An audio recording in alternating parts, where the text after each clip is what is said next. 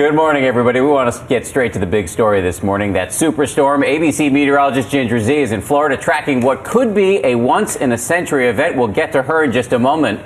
That's right. Sandy has been downgraded to a tropical storm, but that's just temporary. This 900-mile-wide behemoth is forecast to become a hurricane again and join forces with a major winter storm. Multiple states are now issuing state of emergency alerts, and for many, today is the calm before the storm, a last chance to stock up, batten down, or just get out of town. And that is what millions of people are doing, getting out. To give you a sense of what a mess this storm could make, it's expected to slam parts of the East Coast with a foot of rain and up to several feet of snow. It's going to last for days, bringing wind damage, power outages, and possibly massive flooding in some parts. ABC's Extreme team is covering all the angles this morning, and we're going to start, as we said, with Ginger in Cocoa Beach, Florida. Good morning, Ginger. Good morning, Dan. It is still very windy here. We've had wind gusts of 50 miles per hour plus. You can see that choppy surf behind me at about 10 to 15 foot waves. There was a 31-foot wave way out at sea. Speaking of way out at sea, that's where Tropical Storm Sandy is. Yes, it was downgraded, but you can't let that fool you because it will re-intensify. And you can see the satellite picture here that gives you an idea of where the storm is, moving now north-northeast at 10 miles per hour away from Florida. Next stop is the Carolinas, and eventually that potential date with weather history. Tumultuous waves hammering Florida beaches, serious erosion, and almost 4 inches of rain along parts of the Florida coast. That's what Sandy looks like down here.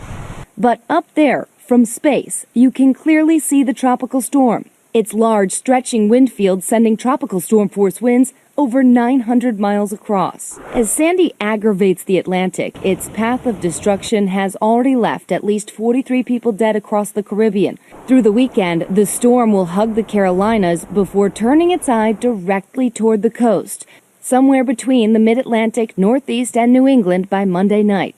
This storm that is going to be impacting the mid-Atlantic and parts of the Northeast is going to be destructive, historic, and unfortunately life-threatening.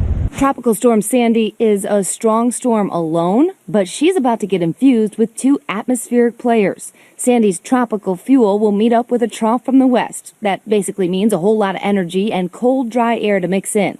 Then you've got this high-pressure system parked over Greenland. That creates a blocking pattern, forcing energy back toward the storm and driving it into the East Coast.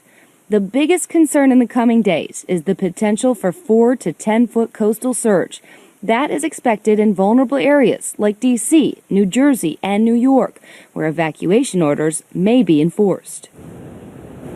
Even though the forecast path takes it centered right into southern New Jersey, parts of Delaware, the wind field will be huge on this, and that's why we have to check in with our Matt Gutman. He's in Nags Head, North Carolina. Matt, I'm going to give you those 50-mile-per-hour gusts today.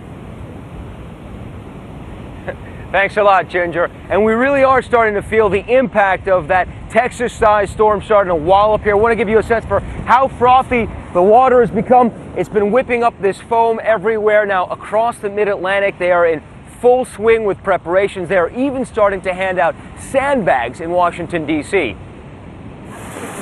With the lopsided behemoth lumbering towards them, all of the mid-Atlantic states are declaring states of emergency, including Virginia. This is still an unpredictable weather event, but one that is possibly a very dangerous weather event for the Commonwealth of Virginia. We're used to having hurricanes. We're just not used to having them in late October. In the nation's capital, linesmen were out reinforcing power lines, bracing for days-long blackouts. And nearly the entire Navy fleet in Norfolk is now under sail, 23 ships steaming out of port and harm's way. And officials are closely watching the 8 refineries in the storm's path.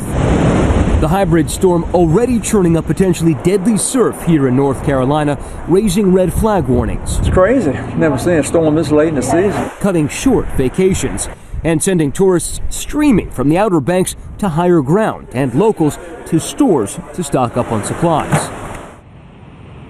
And we are already starting to hear reports of people buying out generators, even shortages of water in some places. And because this is such a massive system moving in, the National Guard has said it is ready with 61,000 troops, guardsmen available if they are needed to be called up.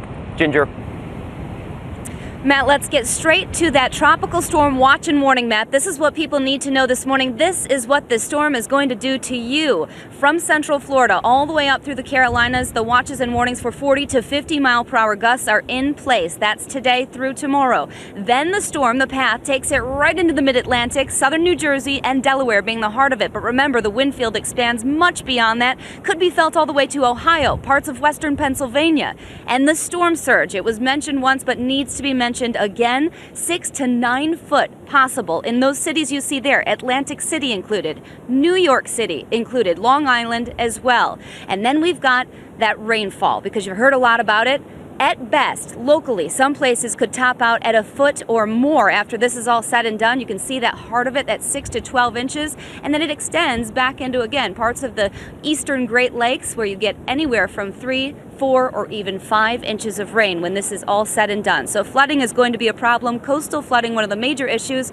Oh, and there's snow. I'll have more on that coming up in just a couple of minutes, but for now, we'll go back into the studio.